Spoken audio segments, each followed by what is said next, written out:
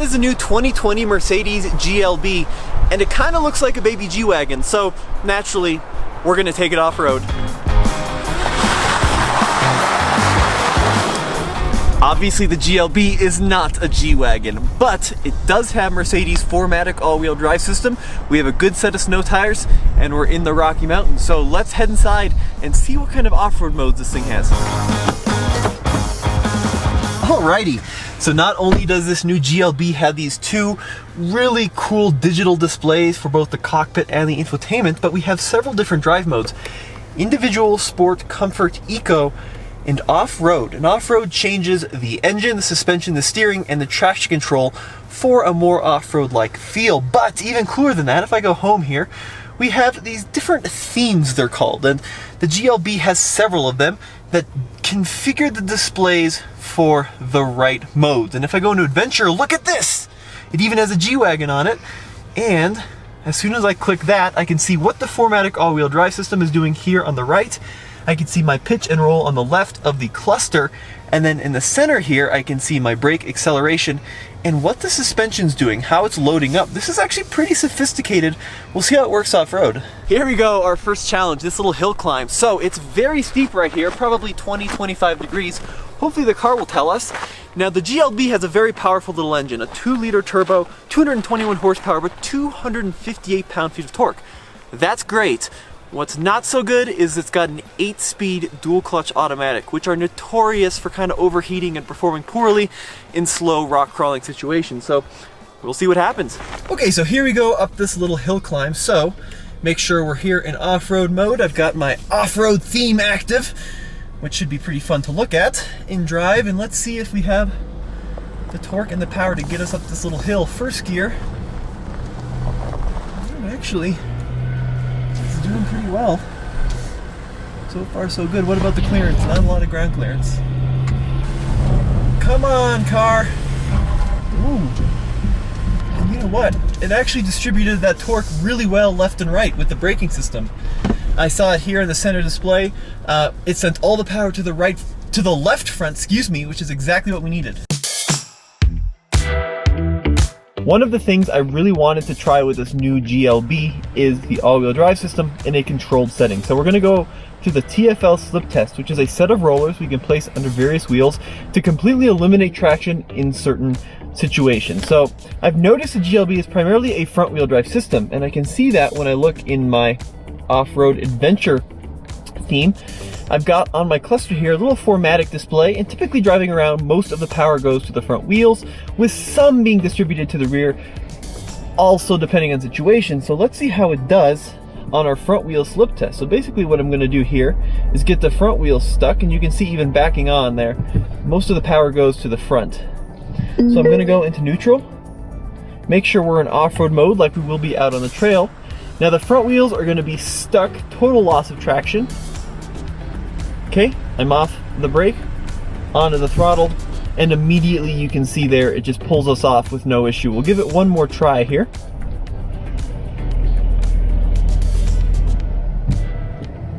Okay, into the rollers, into neutral, let the car settle, and then into drive. Oh, and you can see there immediately it shifts a lot of torque to the rear to get us unstuck. So very good result there. It's not a slip then grip system where the front wheels have to spin up before you get unstuck.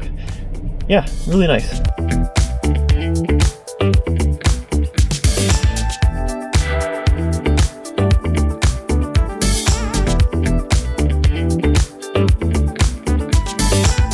Okay, so now for the diagonal slip test. This is a very common situation off-road and even in the snow and ice. It's when you have a loss of traction at opposite ends of the vehicle. So the left front and the right rear are in the rollers, no traction there. Let's see what happens. So into reverse, backing on to our diagonal test, like that. Into neutral, let the car settle. Into drive, still in the off-road mode, which should be the most aggressive traction control like we're using in our off-road test. Foot off the brake, and a little bit of gas. Oh wow, super good result. That was almost like a locked diff. There was basically no spinning. Take a look on those little yellow marks on the tires, but really it just simply drove off of the rollers with no drama. Let's try it one more time. Into neutral, into drive, Okay, that time with a little bit of extra throttle, I could get some slippage, but still, it was so immediate. So far, a really impressive all-wheel drive system, at least here in a controlled environment.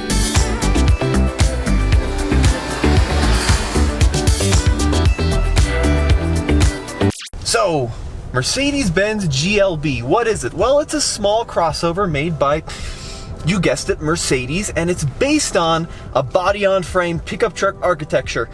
No, it isn't actually. It's based on a Mercedes-Benz A-Class and CLA architecture, both of which are small sedans and coupes.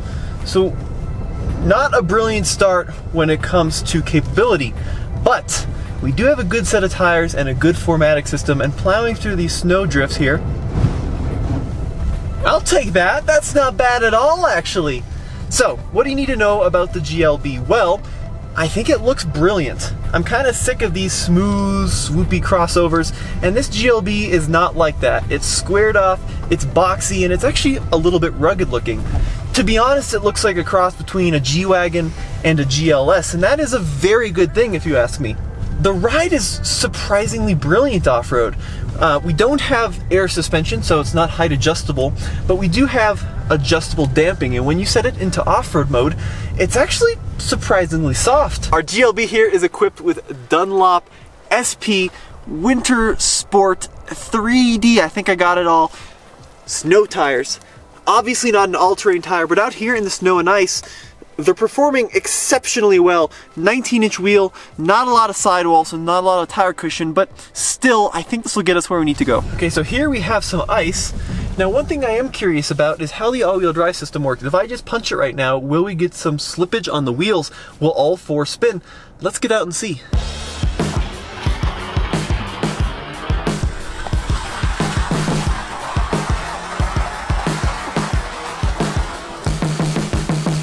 With the ESP turned off, the Mercedes really let these tires spin, which is great when you're in the snow. It didn't feel like it was limiting any power, just a little bit of turbo lag, and then bam, all four wheels started clawing at the ice.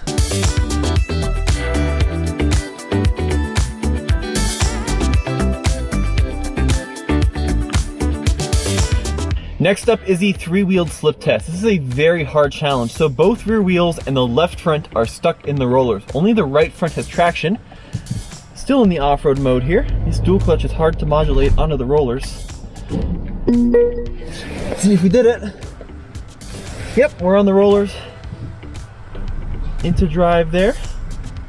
A little bit of throttle. Wow, very good results. So just a little bit of slipping and we pulled ourselves right off.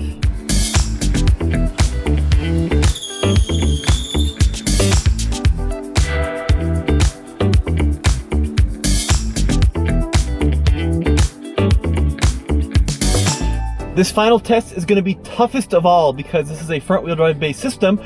Both front wheels are stuck in the rollers, as is the rear left. Only the rear right has traction. So let's see if we can get unstuck here. Man, it's hard to slowly modulate these dual clutches. Alright, we're in the rollers, fully settled off-road mode. Let's see what happens. And you can see it's looking for traction. Oh, but even still, it nailed it. Did you see that here on the display? It gave a lot of power to the right rear, which is the one that has traction, and we got off. Very good all-wheel drive system in a controlled environment. Quite impressed, actually, with the off-road programming.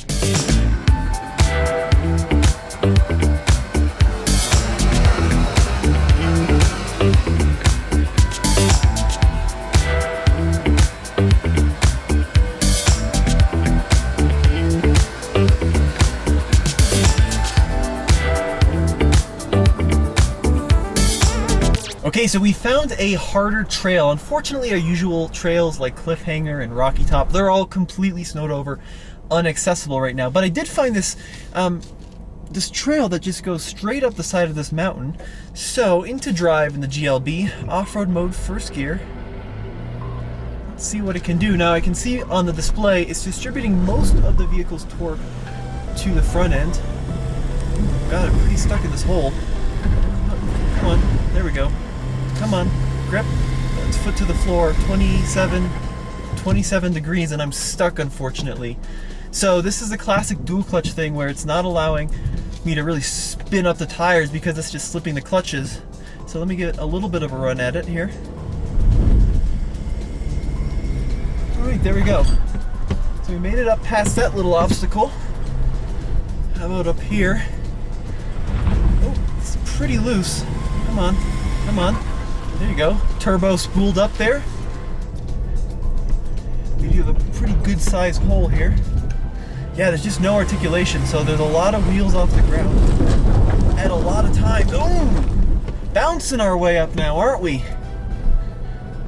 A little violent, actually, the stability control system, but it's pretty effective. And we made it up to the top. Definitely a little bit harder though than I was expecting. I mean, that's not exactly a rutted out trail, but still, because there's just so little articulation from the four-wheel independent suspension. I mean, you're just lifting tires and you're relying so heavily on the four-wheel drive or all-wheel drive system to get us unstuck. Let's take a pause from the off-roading and go over some of the really cool features of the GLB, because there's a bunch of them. Take, for example, these daytime running lights. They've been so overdone, but I've never seen them like this. They're actually two parts and they surround pretty much the entire headlight. Plus, they're shown on the instrument cluster when you turn the car off. Plus, when you turn the turn signal on, these flash in kind of a cool pattern. Take a look. Another really great feature is the power liftgate in the GLB. Works like any other power liftgate, but what's cool about it is there's a couple ways you can close it. You can push the button and have it come down like any other liftgate, but my favorite feature is you can actually just grab the handle, start pulling down, and it will finish doing it for you. That's really handy because a lot of the times when you're in a rush, you forget you have a power liftgate, you go to yank the handle and the motor's go. At least on this one, it recognizes what you're trying to do and closes by itself. Another great feature of this Mercedes just has to be the overall dashboard styling. There's a lot going on here and it all works super well. You've got aluminum finishes, you've got leather, you've got piano black, and you even have wood all playing for the same area, but they all grab your eye in unique ways. I especially love these round vents, and they do something really cool. At night, they actually glow red when you increase the temperature and glow blue when you decrease the temperature. Yeah, I know it's a little bit fast and furious, but I think it's really cool. All right, so just notice this. First of all, the exhaust on this Mercedes GLB, the outlets are totally fake. That's not all that unusual, but what is unusual is they're actually little cubbies. They actually have a backing to them, which is perfect for like storing your phone in the exhaust outlet. Other thing too is it's got kind of an unrefined sound at idle. It's a little bit tractor-like, a little bit of a diesel clatter, clatter, clatter. Let me know what you think in the comments below.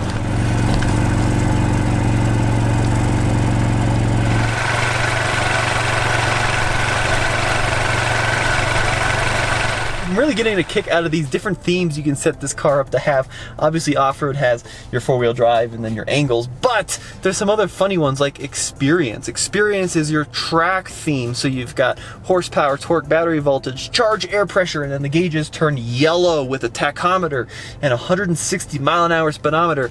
And then my favorite one of all is not efficiency, which of course efficiency turns everything orange, but my favorite one is lounge. So in lounge, the LED lighting turns pink and blue.